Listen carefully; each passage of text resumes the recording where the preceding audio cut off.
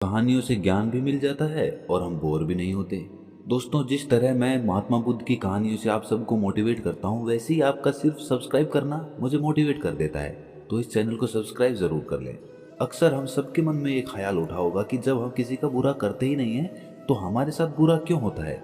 हमने तो आज तक सभी का अच्छा किया, सभी के बारे में अच्छा सोचा, हर किसी की मदद की, लेकिन फिर भी हमारे साथ बुरा क्यों होता है।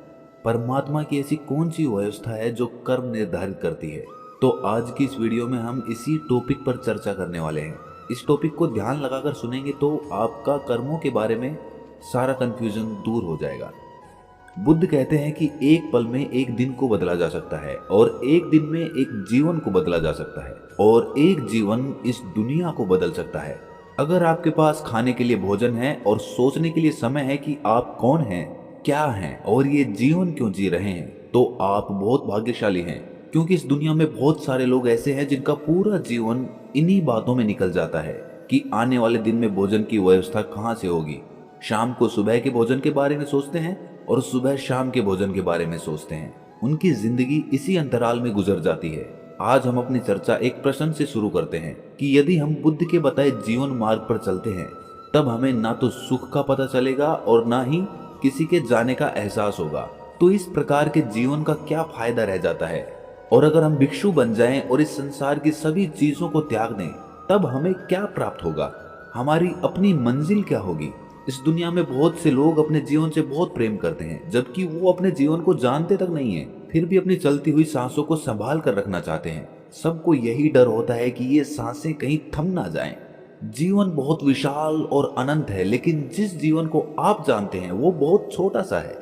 बचपन से लेकर जवानी तक और जवानी से लेकर बुढ़ापे तक का सफर बहुत तेजी से निकल जाता है। इस बीच हम बहुत से एहसास करते हैं, किसी के दुख का एहसास, किसी के सुख का एहसास, किसी के जाने का एहसास और किसी से ईर्ष्या का एहसास। ईर्ष्या, लालच, वासना और ऐसी अनंत इच्छाएं खत्म ही नहीं होती और हम इन सब का एहसास करते रहते हैं। एहसास एक बड़ा शब्द है।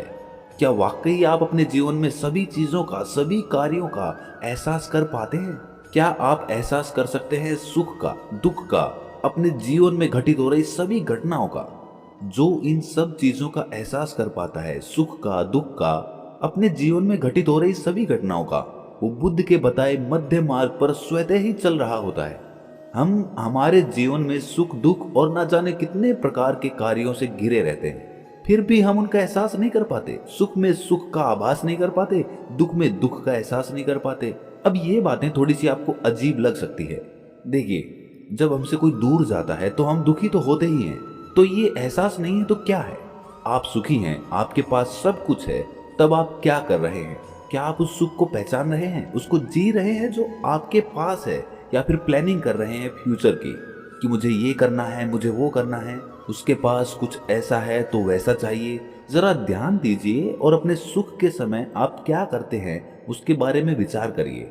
आप सब कुछ करते हो लेकिन सुख का एहसास नहीं करते, और जैसे ही आपसे ये छिन जाता है, सुख चला जाता है, वैसे ही आपको ये आभास होता है कि कुछ चला गया। तब आपको महसूस होता है कि सुख था जो चला गया और अब जो रह गया वो दुख है। लेकिन क्या आपको दुख का भी एहसास होता है? नहीं। जिस प्रकार सुख का एहसास नहीं हुआ, उसी प्रकार दुख का भी एहसास नहीं होता। दुख पर हम केवल दुखी होते हैं, कोशिश करते हैं उस सुख को वापस लाने की जो चला गया होता है। एहसास आपको ज्ञान देकर जाता है, जबकि दुख आपको पीड़ा देकर जाता है। जब भी कोई नई वस्तु, कोई नया कर्म, कोई नया जीवन या नया स्थान हमारे जीवन में आता है, तो नएपन का आभास होता है कि हमारे जीवन में कुछ आया है। लेकिन आभास का क्या काम होता है? ये आता है और चला जाता है। एक नया शादीशुदा जोड़ा इस आभास को जानता है। पति को अपनी पत्नी का आभास होता है, इसलिए वो उसे भली भांति जानता है, उसके कर्म को बड़े ध्यान से देखता है। पत्नी को उसके पति का आभास होता है, वो उसे भली भांति जानती है, इसलिए उसे उसके कर्म का आभास होता है। लेकिन आभास तो आभास है जो धीरे धीरे चला जाता है। कुछ दिनों बाद पति पत्नी दोनों को एक दूसरे का आभास ही नहीं रहता। रह जाती है तो केवल एक पकड़। पति पत्नी को पकड़ कर रखना चाहता है कि वो कहीं छूट ना जाए, पत्नी पति को पकड़ कर रखना चाहती है कि वो कहीं चला ना जाए। ये सब कहते नहीं एक दूसरे से, लेकिन मन की गहराइयों में यही होता है, और इसका तो इन्हें आभास भी नहीं होता। दोनों सोचते हैं कि वो सही हैं। क्या आप नहीं सोचते कि आप सही हैं? बुद्ध का दिया मध्य मार्ग एक बहुत ही खास मार्ग है जो हमें आभास से एहसास तक जोड़ता है। उदाहरण के लिए एक आदमी ईर्ष्या करता है और जिससे भी वो ईर्ष्या करता है वो उसका बुरा चाहने लगता है ताकि वो उस व्यक्ति से श्रेष्ठ हो जाए। तब वो व्यक्ति खुद श्रेष्ठ तो नहीं हो पाता लेकिन दूसरे व्यक्ति को हानि जरूर पहुंचा देता है और फिर खुद जाकर उसे कहता है कि मित्र तुम्हारे साथ बहुत बुरा हुआ, मुझे बहुत दुख है इस बात का। लेकिन अंदर ही अंदर ये व्यक्ति बहुत खुश होता है जबकि इसमें उसका अपना कोई फायदा नहीं है, लेकिन फिर भी उसे खुशी मिलती है। लेकिन वो अपने इस कृत्य से अपने आंतरिक रूप में गिर जाता है। ये एक आम जीवन है। इस तरह जीने से यदि आपको खुशी मिलती है तो आप जी सकते हैं। बहुत से लोग ऐसा ही करते हैं तो आप भी कर सकते हैं, आपको कोई नहीं रोकेगा। लेकिन कभी कभी बुद्ध जैसे आदमी हो जाते हैं जो जागृत होते हैं और देख पाते हैं कि आप कैसी मूर्खता कर रहे हैं। तब आप एक मार्ग बनाते हैं ताकि उस पर चल सकें, जीवन को समझ सकें। आपने एक शराबी को तो देखा होगा कि वो कितने आनंद से नशा करता है, वो बहुत खुश रहता है। लेकिन यदि आप उसे कोई नशा करने से मना करें तो वो उसका विरोध करने लगता है, उसे हजार तरह की बातें बताता है, अपनी बातों को सही दिखाने के लिए तर्क भी दे देता है। वो समझता है कि नशा ही जीवन है, जो सुख यहाँ पर है वो कहीं और नहीं। ये सब सुनने के बाद आप उसे महान तो कहते नहीं हो। जी हाँ, आप यही कहोगे कि देखो कितना मूर्ख है, बेचारा जागृत नहीं है, अभी बेहोश है। जब वो होश में आएगा या नशे से बाहर आएगा तब हम बात करेंगे उससे। वही स्थिति हमारे और बुद्ध के बीच की है। वो जागृत हैं, सब भली भांति देख सकते हैं। हम जीवन के नशे में चूर होते हैं, हमें कुछ दिखाई नहीं देता, सब सही लगता है। लेकिन बुद्ध ये नहीं कहते हैं कि आपके नशे से बाहर आने पर हम बात करेंगे, क्योंकि उन्हें पता है कि आप कभी बाहर नहीं आएंगे। इसीलिए वो आपको जागृत करते रहते हैं। जो व्यक्ति मध्य मार्ग पर चलता है वो एहसास को जीता है। ऐसा व्यक्ति जब किसी से ईर्ष्या करता है तब उसे तुरंत ही ईर्ष्या का एहसास हो जाता है, और जब एक बार एहसास हो जाता है तो उस एहसास के पीछे उठने वाले विचारों को भी वो समझ पाता है।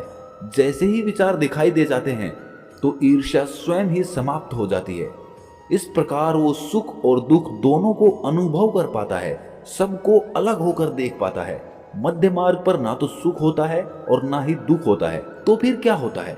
मनुष्य जीवन में यदि कोई अच्छी घटना घट रही होती है तो कहते हैं कि सुख प्राप्त हो रहा है, और दुखद घटना घट रही होती है तो उसे कहते हैं कि बहुत दुख है।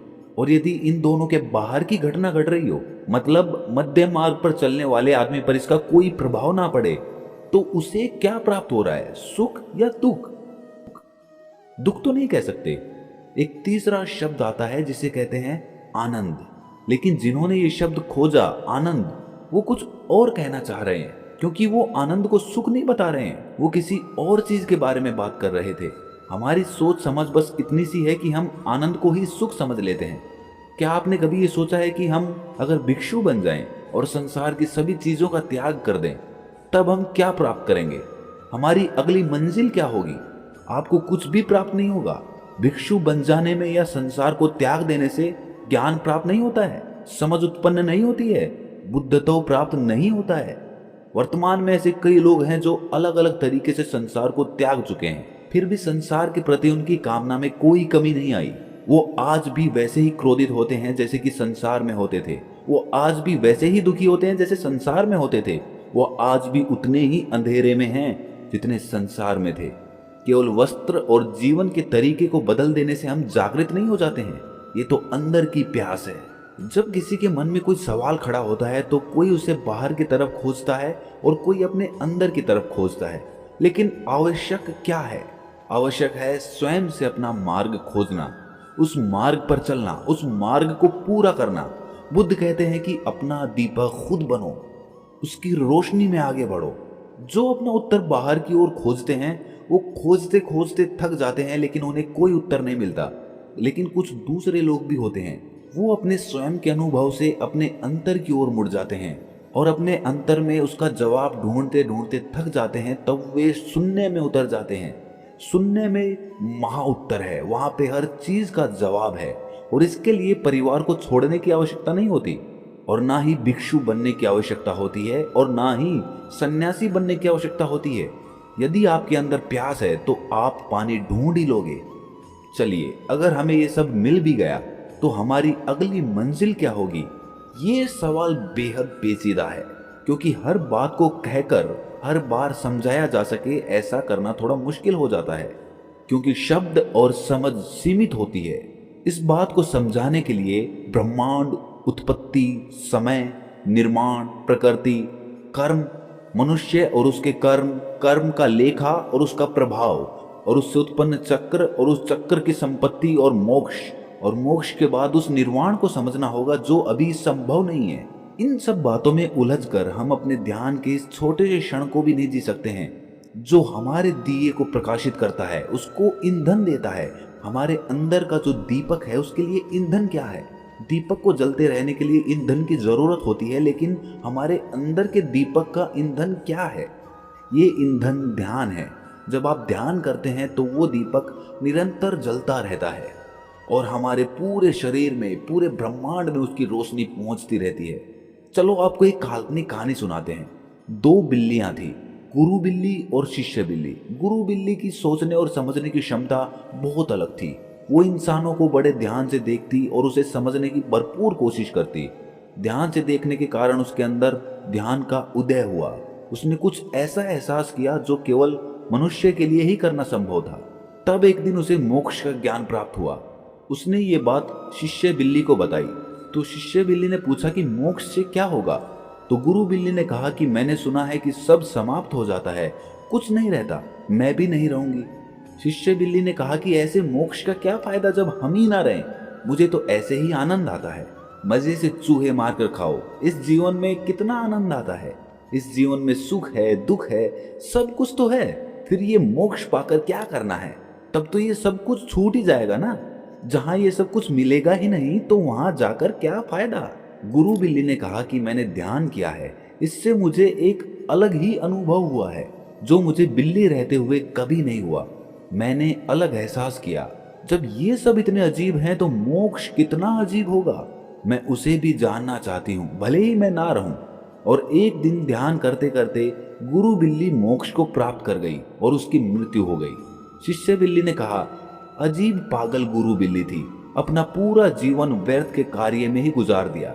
बिल्ली की ऊर्जा जो उसके शरीर से निकली थी वो प्रकृति के हाथ में आई और प्रकृति ने उसकी ऊर्जा को पढ़ा और देखा कि इसमें इतना इंसानी एहसास कैसे आया। अब इसे दोबारा बिल्ली नहीं बनाया जा सकता। अतः उसे बिल्ली होने से मोक्ष मिला और उसे इंसानों के रूप में जन्म मिला। और फिर वो दोबारा उस घर में आई जहां उसने बिल्ली बनकर अपना जीवन बिताया था।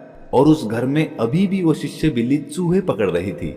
आप सोच रहे हैं कि वो बिल्ली जन्म लेकर वापस आई, लेकिन वो बिल्ली नहीं रही थी, अब वो इंसान बन चुकी थी, उसे मोक्ष मिल चुका था। अब उस बिल्ली ने उन्नति कर ली थी। उसे अगर आप बिल्ली कहेंगे तो वहां पर वो हंसेगी कि आप पागल है। तो मोक्ष के ऊपर वाली स्थिति हम कभी नहीं समझ सकते जब तक हम ध्यान में नहीं उतरेंगे। तब तक हमें ऐसा ही लगेगा जैसा उस बिल्ली को लग रहा था कि मोक्ष पाकर क्या मिलेगा। तो इस चर्चा को हम यहीं पर समाप्त करते हैं। अगर ये चर्चा आपको पसंद आई तो इसे सब्सक्राइब जरूर कर दें और इस वीडियो को अपने रिश्तेदारों, अपने मित्रों और जो भी मोक्ष प्राप्त करना चाहता है उसके साथ साझा जरूर करें। तो मिलते हैं अगली वीडियो में, तब तक के लिए अपना ख्याल रखें।